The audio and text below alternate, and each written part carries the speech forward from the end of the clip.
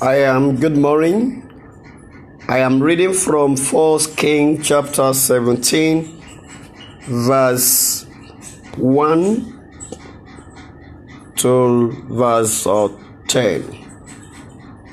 Elijah ará Tisbi láti inú àwọn olùgbé Gileadi wí fún Áhábù pé, bí Olúwa Ọlọ́run wa ti wà níwájú ẹni tí èmi dúró, kì yóò sí ìrì tàbí òjò ní ọdún yìí.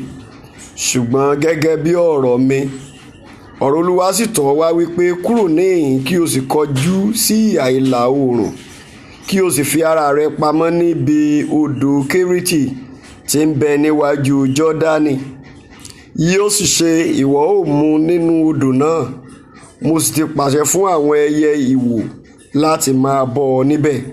Ó sì lọ, ó sì ṣe gẹ́gẹ́ bí ọ̀rọ̀ Olúwa. Ó sì lọ, ó sì ń gbé ẹ̀bá odò Kéríìtì tí ń bẹ níwájú Jọ́dánì. Verse 6. Àwọn ẹyẹ ìwò sì mú àkàrà pẹ̀lú ẹran fún wa ní òwúrọ̀, àti àkàrà àti ẹran ní alẹ́. Òun sì mu nínú odò náà. Ẹ hallelujah.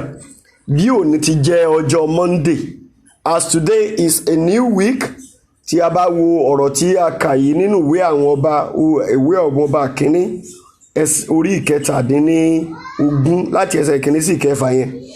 Ọlọ́run ó gba ẹnu ìránṣẹ́ rẹ̀ Elijah sọ̀rọ̀ wípé kò ní sí òjò eléyìí tí yóò kàn sílẹ̀ ní ìlú yẹn.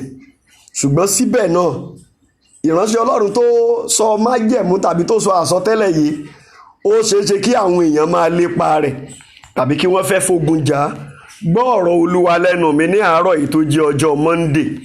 Gbogbo ìkórìtà tí àwọn èèyàn ti ń lépa rẹ láti fi ogun jà ọ́, lórúkọ Jésù Olúwa máa gbà ọ́.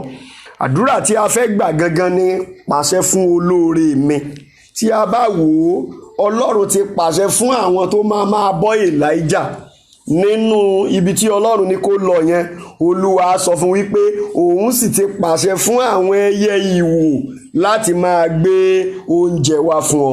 Ẹ̀yin ènìyàn Ọlọ́run, mo gbàdúrà fún yín ní òní, bí a ti wọnú ọ̀sẹ̀ tuntun yìí, ní orúkọ Olúwa, ìrànlọ́wọ́ tẹ́ ò ṣiṣẹ́ fún, ní orúkọ Jésù yóò dìde fún yín. I am praying for you this morning as we journey on in this week. The help that you did not work for will arise on your behalf in the name of Jesus. Our God is a way maker. Our God is God that provides things for his people. The Bible says, with God, all things are possible. Say, my God will supply all our needs according to his riches in glory. I speak to your life. As God make a way for Elijah in the land of Tisbe, I pray for you, Lord, that your own way shall be open in the name of Jesus. Every closed door against you, the Lord will open them this morning in the name of Jesus. You all will enjoy this week in the name of Jesus. Gbogbo agbára eléyìí tí ò ní jẹ́ kẹ́ ẹ gbádùn ọ̀sẹ̀ yìí, ní orúkọ Jésù Olúwa wó lulẹ̀. Ọlọ́run Olódùmarè ó pàṣẹ fún olóore. Ó pàṣẹ fún olóore láti lọ ṣe ìránṣẹ́ yẹn láàánú. Ó pàṣẹ fún ẹyẹ, tí Ọlọ́run bá lè lo ẹyẹ láti mú inú ìránṣẹ́ Ọlọ́run dùn. Ohun gbogbo ni Ọlọ́run lè lò láti mú inú tìwọ náà dùn. Ohun gbogbo ni Ọlọ́run lè lò. Kò sí tí Ọlọ́run ò lè lò láti tún ìtàn ayé rẹ kọ. Ẹ gbọ́ ohùn Olúwa lówùúrọ̀ yìí. Ohun gbogbo tí ayé rẹ nílò láti jẹ́ kí ayé rẹ tẹ̀síwájú, ní orúkọ Jésù Olúwa máa ṣe fún yín lọ́sẹ̀ yìí. Lórúkọ Jésù Olúwa máa ṣe fún yín lọ́sẹ̀ yìí. Ọlọ́run mú ẹyẹ ìwò. Can you see it ní verse 4 yẹn? Yóò sì ṣe, ìwọ yóò mu nínú odò náà.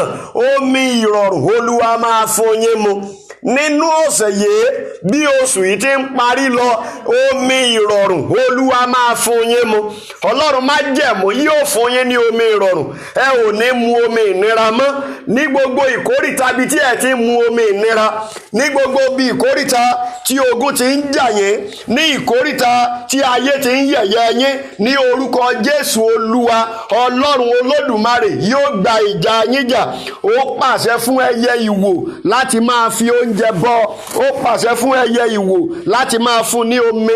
Ó pàṣẹ fún ẹyẹ ìwò láti fún ní oúnjẹ. Ó pàṣẹ fún ẹyẹ ìwò láti máa gbé ohun tí yóò jẹ, ohun tí yóò mú wá. Ẹ gbọ́ ọ̀rọ̀ Olúwa. Gbogbo ọ̀nà àbáyọ yín tó ti dí lórúkọ Jésù nínú ọ̀sẹ̀ tá a wà yìí, Olúwa yóò la ọ̀nà fún yín. Bíbélì sọ wípé kíyèsí èmi yóò la ọ̀nà kan ní aginjù àti odò ní aṣálẹ̀. Ẹ gbọ́ ọ̀rọ̀ Olúwa lẹ́nu mi. Bí òní ti jẹ́ ọjọ́ Ajé tí gbogbo èèyàn pè ní ọjọ́ Monday, gbogbo àwọn ọ̀nà rere tó ti dí mọ́ yín, every road, every good way, every good thing in your life that enemy are blocked, ní orúkọ Jésù Olúwa yóò la ọ̀nà náà. Every door will be open now. There shall be total breakthrough in your life. There shall be financial breakthrough in your life. There shall be marital breakthrough in your life. There shall be marital breakthrough in your life. There shall be economical breakthrough in your life. Ohun gbogbo èyí tí ẹ̀mí òkùnkùn tó ti bàjẹ́ nínú ìran yín, nínú ayé yín, orúkọ Jésù Olúwa yóò máa tò. Ọlọ́run ó yá máa tò. Ọlọ́run ó yá máa tò. Ọlọ́run ó máa tò. Ọlọ́run máa tò. Ní verse 6 ó wí pé àwọn ẹyẹ ìwò sì mú àkàrà pẹ̀lú ẹran wá fún wa ní òwúrọ̀ àti àkàrà tí ẹran ní alẹ́, ó sì mú nínú odò náà. Ẹ gbọ́ ọ̀rọ̀ Olúwa lẹ́nu mi. Bí ẹyẹ bá lè ń tọ́jú ìránṣẹ́ Ọlọ́run tí Ọlọ́run pàṣẹ fún níbi tí olóore ayé yín wà, ní orúkọ Jésù Olúwa yóò pàṣẹ fún olóore yín. Lórúkọ Jésù Olúwa máa pàṣẹ fún olóore yín. Gbogbo àwọn olóore tó ti kẹ̀yìn sí yín, gbogbo àwọn aláàánú tó ti kúrò lọ́dọ̀ yín, mo dá wọn padà. Olúwa dá wọn padà. Lórúkọ Jésù Olúwa dá wọn padà. Olúwa yóò pàṣẹ fún olóore yín láti wá yín kàn. Lórúkọ Jésù gbogbo àwọn ọ̀nà tó ti dí, Ọlọ́run ó yá máa là á. Ọ̀pọ̀lọpọ̀ máa wà ní ibiṣẹ́, ọ̀gá máa fogun jà láti dènà rẹ̀. Ọ̀pọ̀lọpọ̀ máa wà nínú ilé, wọ́n máa fogun jà nínú ilé tó ń gbé. Ọ̀pọ̀lọpọ̀ ní ìrìn àjò ayé rẹ̀ ò yé mọ́. Ọ̀pọ̀lọpọ̀ obìnrin ló wà eléyìí tó jẹ́ wípé ogun àdágbé àti àdásọ̀ náà ní ìrìn àjò wọn. Àbẹ́ẹ̀rí nínú ayé lónìí bí single mother ṣíṣe pọ̀ káàkiri. Ẹ gbọ́, ẹ̀yin la rán mi sí. Gbogbo ẹ̀yin single mothers eléyìí tẹ́ wà nínú ayé, ọwọ́ ìrànlọ́wọ́ yóò dìde fún yín. Ọwọ́ ìrànlọ́wọ́ yóò dìde fún yín. Ọlọ́run yóò bá yín gbẹ́rù ayé yín lórúkọ Jésù. Ọlọ́run kó gbẹ́rù ayé yín. Àánú tí ẹ ò ṣiṣẹ́ fún ní orúkọ Jésù ó yá kó dìde. Àánú tí ẹ ò ṣiṣẹ́ fún ó yá Olúwa gbé dìde. Fàánú ṣe nínú ayé wa Olúwa. Fàánú ṣe nínú ayé wa Olúwa. Ìyanu táyé kò tilẹ̀ rò mọ́ mi mọ́. Ìyanu tó ṣòro gbàgbọ́ fẹ́nìyàn o. Fàánú ṣe nínú ayé mi Olúwa. Bàbá mi nínú Olúwa ló kọrin yẹn fún wa, bàbá Fáyàyàyà. Àánú Ọlọ́run tó ti sọnù nínú ayé rẹ̀ ó yá kó padà. Ọwọ́ ìrànlọ́wọ́ kó padà sínú ayé rẹ̀. Ọlọ́run pàṣẹ fún ẹyẹ ìwò láti bọ́ ìránṣẹ́ rẹ̀. Ǹjẹ́ ta ni Ọlọ́run fẹ́ lò láti gbé ìwọ náà dìde? Ní orúkọ Jésù Olúwa ó yá gbé ẹni náà dìde. Many of us, àwọn ọ̀pọ̀lọpọ̀ wa òun ni ó jẹ́ wípé bí àwọn ọmọ wa bí wọ́n ti ń padà sí ilé ìwé lẹ́yìn ìrìn àjò tí COVID-19 ti rìn pẹ̀lú orílẹ̀-èdè gbogbo, ọ̀pọ̀lọpọ̀ ni ò ní ọ̀nà tán fẹ́ gbé gbà láti ra ìwé ọmọ, láti sanwó ilé ìwé ọmọ. Ṣùgbọ́n gbọ́ ọ̀rọ̀ Olúwa lẹ́nu mi, àánú máa fọhùn fún ayé rẹ̀. Lórúkọ Jésù ọ̀nà máa là, ọ̀nà máa là, ọ̀nà máa là, ọ̀nà máa là, ọ̀nà máa là, ọ̀nà máa là, ọ̀nà máa là. Gbogbo ẹ̀yin tẹ́ ẹ̀ ní olùrànlọ́wọ́ ní orúkọ Jésù Olúwa gbé ìrànlọ́wọ́ dìde.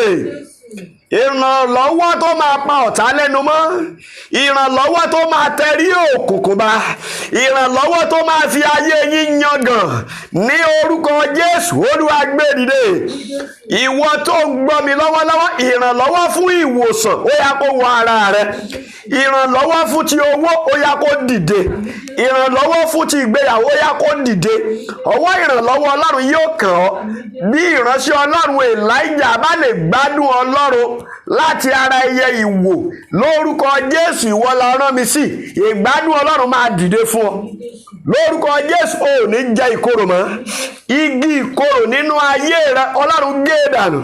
Tí gbòǹgbò Olúwa wú dànù lórúkọ Jésù. Olúwa wú dànù lórúkọ Jésù. Olúwa wú dànù. Ọwọ́ ọ̀tún Olúwa eléyìí tó ń ṣiṣẹ́ agbára ní orúkọ Jésù ó yá kó bà lé yín. Mò ń gbàdúrà nítorí ayé rẹ lónìí ni o. Ọwọ́ ìrànlọ́wọ́ Olúwa yóò dìde fún yín. Bá mi gbẹ́rù mi o bàbá, bá mi gbẹ́rù mi dòrè, má ṣe dá mi dán bùkátà mi o Jésù ọba yíyé. Ní òní ọjọ́ Monday, ìwọ la rán mi sí, ìwọ la ń gbàdúrà fún o. Ọlọ́run yóò bọ́ gbẹ́rù ayé rẹ. Olúwa máa gbé ẹrù ayé ẹ. Ogun àdágbé àti àdásọ yẹn kó fi ayé rẹ lẹ̀. Adéníkẹ́ Ayọ̀mídé Ajíbọ́lá, mo gbàdúrà fún ọ lónìí. Má jẹ̀mú òkùnkùn nínú ayé rẹ ó yá ya lulẹ̀. Ọwọ́ òkùnkùn tó ń dènà rẹ ó yá ya lulẹ̀. Ààrẹ Káyọ̀dé Ọdẹ́nìkẹ́, mo súre fún yín ó yá kẹ́ ẹ dìde padà. Ọwọ́ ìgbédìde kó bà lé yín. Ààrẹ Ọdẹ́nìkẹ́, mo ní kẹ́ ẹ dìde. Ẹ ní ṣẹlẹ́yà. Sílíyàt Ṣàká, mo gbàdúrà fún ọ lónìí. Ọwọ́ àánú kó fọ̀hún lórí ayé yín. Mo ní ọwọ́ àánú kó fọ̀hún lórúkọ Jésù. Ọwọ́ àánú fọ̀hún. Adélékè Ayọ̀mídé, ó yá dìde. Ìrànlọ́wọ́ máa sọ̀rọ̀, ìrànlọ́wọ́ máa fọ̀hún nínú ayé rẹ, ìrànlọ́wọ́ máa fọ̀hún nínú ayé rẹ, ìrànlọ́wọ́ máa fọ̀hún. Adélékè Ayọ̀mídé Ajíbọ́lá, lórúkọ Jésù kó ráàánú gbà. Mo ní kó ráàánú gbà. Mo ní kó ráàánú gbà. Mo ní kó ráàánú gbà. Adélékè máa dìde lórúkọ Jésù. Sílíkà Ṣàká, ó yá dìde. Gbogbo ẹni tó ń gbọ́ mi tó ń ṣe àmì, ọwọ́ àánú Olúwa eléyìí tó máa ń dùn ènìyàn nínú, lórúkọ Jésù ó yá kó wọnú ayé rẹ. Áńgẹ́lì tó ń pínre, áńgẹ́lì tó ń pínre, èmi ni àánú kan. Áńgẹ́lì tó ń pínre, ẹ gbọ́ ohùn Olúwa. Áńgẹ́lì olóore máa ya ilé yín. Áńgẹ́lì aláàánú máa ya ilé yín. Ọwọ́ ìrànlọ́wọ́ máa dìde fún yín. Ọwọ́ oore máa dìde fún yín. Gbogbo ẹ̀yin tẹ́ ẹ wà nínú ipò ìbànújẹ́ láàárọ̀, ẹ gbọ́ ìtùnú yín. Ìwé wòlíì Àìsáyà orí 40 ẹsẹ̀ 1 wípé, ẹ tu àwọn ènìyàn mi nínú, ẹ tu àwọn èèyàn mi nínú ni Olúwa Ọlọ́run yín wí. Ǹjẹ́ mo gbàdúrà gbogbo ẹ̀yin tí ara ń ni, gbogbo ẹ̀yin tẹ́ ò rí jẹ, gbogbo ẹ̀yin tẹ́ ẹ fẹ́ gbé bùkátà tí ò sí owó àti gbé bùkátà, gbogbo ẹ̀yin tẹ́ ń wá ìrànlọ́wọ́ tẹ́ ò rí ìrànlọ́wọ́, lórúkọ Jésù Olúwa yóò dìde fún yín.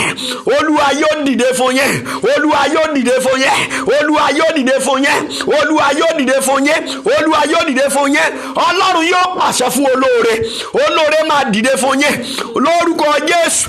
Olóore máa dìde fún yín. Fisáyọ̀ Lèdí Adébáyọ̀, olóore máa dìde fún ọ lórúkọ Jésù. Mo ní kí olóore dìde fún ẹ. Olóore tó ti sọnù ó yẹ padà wá. Àánú ńlá kó fọ̀, àánú ńlá kó fọ̀. Ìwọ obìnrin ó yá máa gbọ́mọjó, máa gbé ọmọjó, máa gbé ọmọjó. Ẹ̀rí fọ̀hún. Ogun tí wọ́n rán wọnú ilé yín yẹn, eléyìí tí ò jẹ́ kíre wà, Ọlọ́run tì í jáde. Ẹrù òkùnkùn nínú ilé yín ó yá la iná dànù, la iná dànù, la iná dànù, la iná dànù, la iná dànù. Àánú rẹ̀ o ló wà láwa ń tọrọ, kò rọ̀jò rẹ̀ lé wa. Ẹyẹ ti fò àti ra tó rinlẹ̀ rẹ̀ wọ́n lọ́pọ̀lọpọ̀. Bí Èlíjà bá lè rí ojú rere Ọlọ́run láti ara ẹyẹ ìwò nínú ọ̀sẹ̀ yìí, gbogbo ẹ̀yin tẹ́ ń gbọ́ mi, ẹ ó rí ojú rere Ọlọ́run, ẹ ó rí ojú rere ènìyàn. Ojú rere yóò dìde fún yín. Ojú rere yóò dìde fún yín. Ojú rere yóò dìde fún yín. Ta ni agbé tí ayé yín tó ń tilẹ̀kùn mọ́ ire? Irú ẹni bẹ́ẹ̀ kó gba idà. Irú ẹni bẹ́ẹ̀ kó gba idà. gbogbo ẹ̀dá alààyè ènìyàn eléyìí tó wà nínú ìrìn àjò ayé yín, eléyìí tó ń ba ohun rere ń jẹ́, ẹni tó ń tilẹ̀kùn mọ́ ohun rere nínú ayé yín, Olúwa dá lẹ́jọ́, Olúwa dá lẹ́jọ́, Olúwa dá lẹ́jọ́, Olúwa dá lẹ́jọ́. Ẹni tí Ọlọ́run fẹ́ lò láti gbé yín dìde, ó yá Olúwa àkókò tó. Níbi tó wà mo fẹ́ kó pariwo, Olúwa àkókò ti tó. Olúwa dìde, Olúwa dìde, Olúwa dìde. Olúwa máa dìde, Olúwa máa dìde, Olúwa máa dìde, Olúwa máa dìde. Ọlọ́run ò ní kọ̀ yín, mo ní Ọlọ́run ò ní kọ̀ yín sílẹ̀, Ọlọ́run ò ní kọ̀ Síónì yín sílẹ̀. Síónì yín yóò rí ọ̀nà lọ, Síónì yín yóò rí ọ̀nà lọ. Bíbélì wípé nítorí Síónì èmi kì yóò dákẹ́, nítorí Jerúsálẹ́mù Ọlọ́run ò dákẹ́, nítorí ọ̀rọ̀ ayé rẹ̀ Olúwa yóò dìde, Olúwa yóò dìde. Bíbélì sọ wípé Olúwa sì rántí Nóà àti gbogbo ilé wọn. Ẹ gbọ́rọ̀ Olúwa lẹ́nu mi, Olúwa yóò rántí rẹ̀, Olúwa yóò rántí rẹ̀. Ẹ kọ orin yìí pẹ̀lú mi. Dìde Olúwa dìde o, dìde kí o ràn mí lọ́wọ́. Ọ̀rọ̀ yìí kọjá tèmi nìkan o bàbá, má ṣe dá mi dá. Dìde Olúwa dìde o, dìde kí o ràn mí lọ́wọ́. Ọ̀rọ̀ yìí kọjá tèmi nìkan o bàbá, má ṣe dá mi dá. Ní orúkọ Olúwa, bí ènìyàn tí ń ṣe àmín lórí ọ̀rọ̀ ayé yín, Ọlọ́run máa dìde lọ́sọ̀ yìí. Wọ́n ń fi ẹ́ ṣe yẹ̀yẹ́ pò ti tán àbí? Wọ́n wá ń fi yín ṣe yẹ̀yẹ́, wọ́n ní kò sí ọ̀nà mọ́. Jẹ́ ń kọ orin tí ẹ̀mí Ọlọ́run fi sí mi lọ́kàn fún ọ wípé ọ̀rẹ́ má rora rẹ pin mọ́, ọ̀rẹ́ má rora rẹ pin, ọ̀rẹ́ má rora rẹ pin mọ́. Ẹgbẹ́ mi ẹ má ṣe rora rẹ pin, bó ti rí lónìí ó lè yí padà lọ́la.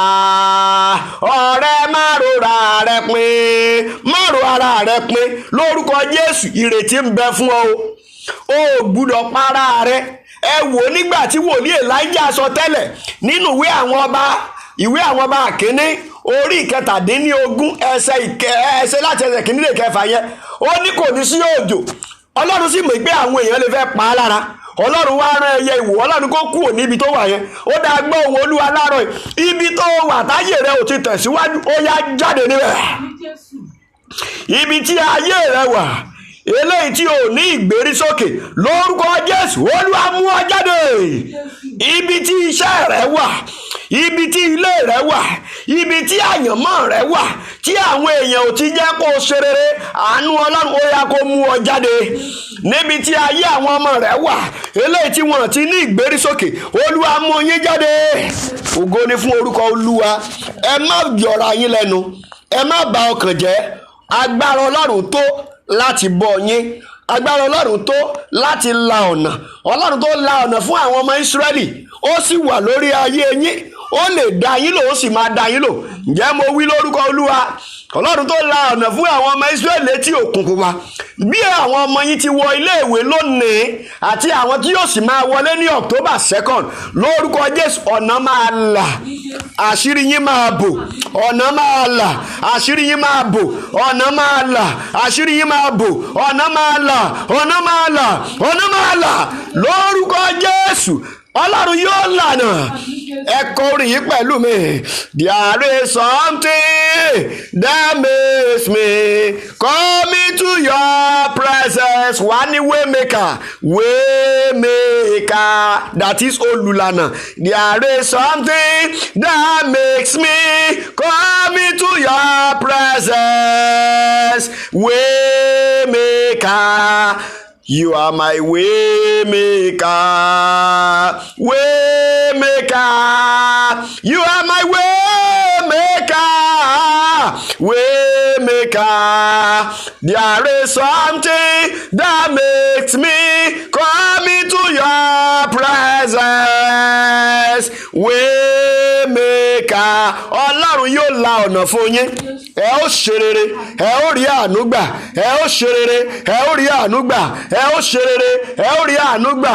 Ogun ọmọ ò ní jà yín, ogun lé ọkọ ò jà yín mọ́. gbogbo every single mothers ẹ̀yin la rán mi sí lónìí o lórúkọ Jésù. Olúwa yóò gbé ìjà yín jà, Olúwa yóò gbẹ́rù yín sórí, Olúwa yóò dìde fún yín. Ọ̀pọ̀lọpọ̀ wà nínú ilé ọkọ tó jẹ́ pé single mother lòun náà tí kò rí ìtọ́jú ọkọ, táwọn ọmọ ò rí ìtọ́jú. Mo kéde lónìí, Ọlọ́run máa dìde fún yín o, Jésù máa dìde fún yín o, ẹ̀mí Ọlọ́run yóò dìde fún yín, ẹ ó rí àánú gbà. Ògo ni fún orúkọ Olúwa, ògo ni fún orúkọ Olúwa. Nínú ọ̀sẹ̀ bẹ́ẹ̀ tí ń lọ, mo fi ilé ààbò Ọlọ́run lọ́wọ́. Olúwa Ọlọ́run ààbò yóò ṣe ààbò lórí yín, Ọlọ́run yóò gbọ́ àdúrà fún yín.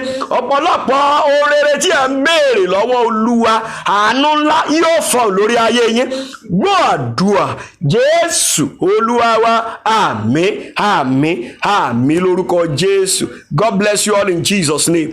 Ní agbára Ọlọ́run, ìránṣẹ́ Ọlọ́run máa wà lórí ètò ní alẹ́ ọjọ́ Thursday ní agogo 10 ní alẹ́. Ẹ darapọ̀ nígbà tí Ọlọ́run yóò tún mú wa lọ sínú àkórí àdúrà mìíràn, eléyìí tí yóò máa ran ayé wa lọ́wọ́. Mo sì gbàdúrà ẹ̀rí rẹ yóò dájú lórúkọ Jésù.